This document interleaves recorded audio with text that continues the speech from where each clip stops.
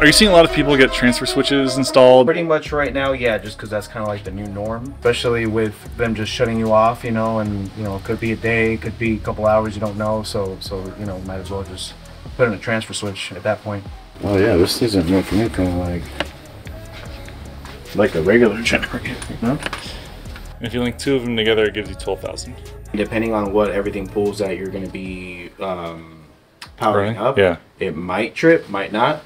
But, yeah, you know, yeah, because you want at least 7,500 watts running to be able to run a 10 circuit transfer switch. Okay. So, all right, so we've got the F3800 here wired up with our solar going into the back, and they're wired up, still not in the most graceful fashion, but of course this is supposed to be temporary. They come all the way through here and into this vent, and they go from this vent to back here and into the Anker SOLIX F3800. Got the expansion battery, and then we have this big cable here that connects the F3800 up to the transfer switch. And the way this transfer switch works is right now it's not powering anything and the AC is powered off, so it's safe to unplug this. So I have the circuits listed up here that it's connected to, and some circuit breakers and some switches. Now the way to use this thing is, first you take the plug and you just plug it in. Turn on the power.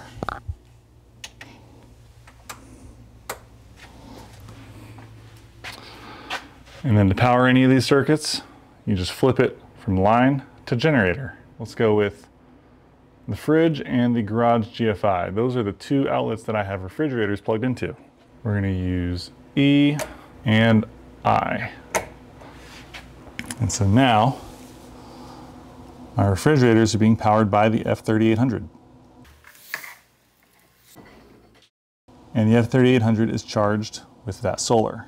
Currently, I'm getting about 437 watts of solar input, and those fridges are currently using about 220 watts. But once those compressors kick off, it'll probably go down.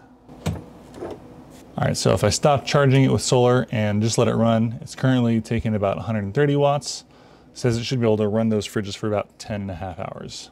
Now, the C1000 is my favorite camping style solar generator. They don't have the RV ports or anything, but they've got all the power ports that you would expect to have for a little camping generator like this. It also has Wi-Fi connectivity, so you can manage it with an app remotely, and it has enough output and enough capacity to power important appliances in a pinch if the power actually does go out. But it also allows for 600 watts of solar input, and you can buy an expansion battery to double the capacity. I've already done a full review on the C1000, and you can find that video on my channel, but usually the thing costs about $1,000. But for Black Friday, at least right now, you can get it for 750 bucks. And if you pay attention to Anker SOLIX's website, they have some Black Friday savings deals that'll be announced from November 17th to November 27th. And that graphic has the C1000 on it. So I'll have a link to their website, but pay attention to it through Black Friday if you're looking for a solar generator. Now is probably the best time to save some cash on it. Getting the transfer switch installed cost about $775 from a qualified local electrician, and it just took a few hours.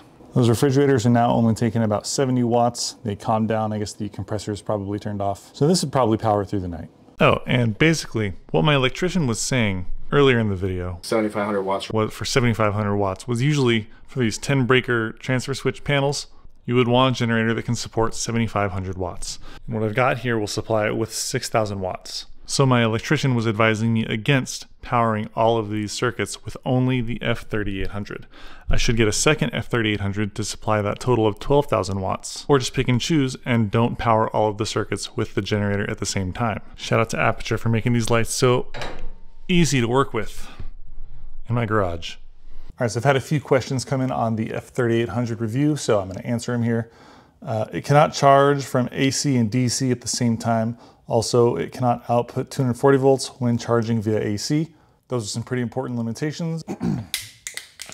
So here I've got the Lycan 5000 from Renogy, and I'm going to put 120 volts AC into the F3800.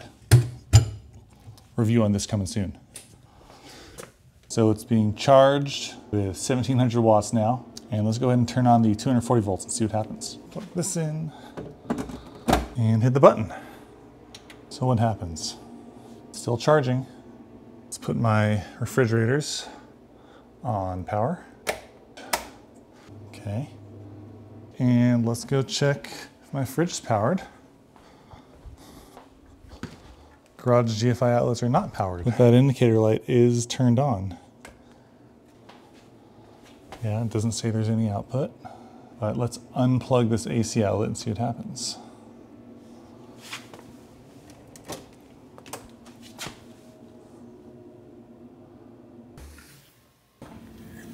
Okay, now it's feeding power. Yeah, that didn't turn on until after I unplugged it. Thank you for pointing that out, Adrift Atlas. Can I plug this in line between 240 volt shore power? No, you cannot, because it does not have a 240 volt input. Your only charging options here are the two XT60 inputs for 2 different solar strings, and then you have the AC input for 120 volts AC. And one more question I got is it common now to install a transfer switch on the inside of the house near the breaker to plug in these backup batteries?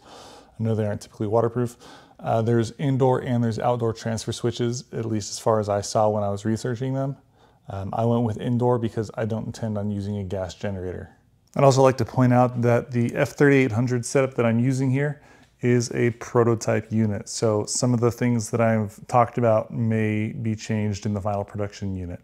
But I was told that this is very close to a final production unit and this is what you can probably expect. There's a couple things that are great about it and a couple of things that could definitely be improved. I noticed personally that the 60 volt limitation on solar input drastically reduced my output because my solar panels, as you saw, are so far away. When I switched that string from parallel to series and doubled the voltage, and I plugged it into a different solar generator that I have here, the SOLIX F3800, I was able to increase my output from 500 watts to 850 watts with the same sun. So cable distance and cable diameter really matters. And if you're getting the full system with over 50 kilowatts of battery storage, the limitation of not being able to charge it with AC while it's providing 240 volts output, in that setup described, people would use it as a UPS, but you can't use it like that because it will cut off that 240 volt power when you try and charge it with AC. So the only way to really use this system in that capacity is to use their home power panel. It is a pretty big limitation, but the home power panel makes it not a total wash. Or you can just do what I do and have a few solar panels power critical appliances like refrigerators that are just always off the grid, which is still kind of a cool thing to have.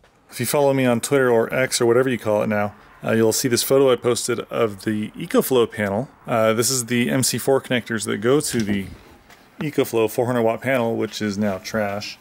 The connectors for the panel became brittle from sun damage, so I guess that's what you get. I will be testing out the Anker SOLIX panel long term in the sun, so make sure you're subscribed if you want to see if it fails. Now, could I cut the wire and then get the connectors and then resolder everything together, or like, you know, fix the panel? Sure. Now, most of these portable panels that I've used eventually break down and fall apart because they're not meant to be used long term and left in the same place. They're meant to be portable panels that you take with you and you use while you're camping. If you use them as a permanent installation or as a permanent fixture, they're probably going to fail a lot quicker than you expect.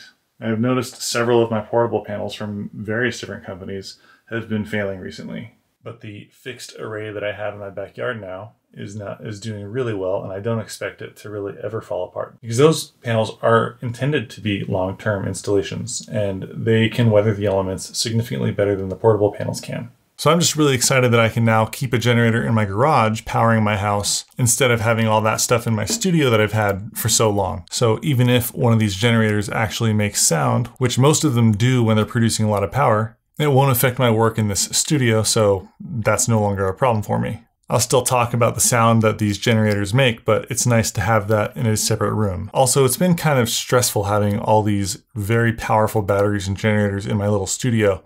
I'd much prefer to have those things in the garage anyways. And so that's going to be it for today's video. If you've got any questions, make sure to leave them in the comments. And I would like to thank Anker SOLIX for sponsoring this video. They've sponsored several of my videos over the past several months, and they've provided a lot of their equipment for me to share and play with and talk about with you. But this will be the last video sponsored by Anker SOLIX for a little while. We've got a lot more things in the studio to talk about, and I'm excited to share them with you. So make sure you're subscribed if you want to see them. And I'll see you in the next one. Peace.